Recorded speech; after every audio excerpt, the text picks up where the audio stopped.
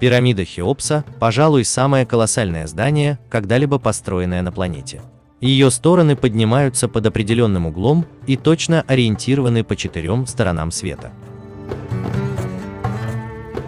Приблизительно 2 300 000 каменных блоков были вырезаны, транспортированы и собраны, чтобы создать структуру весом более 5,5 миллионов тонн, которая является шедевром технического мастерства и инженерных способностей.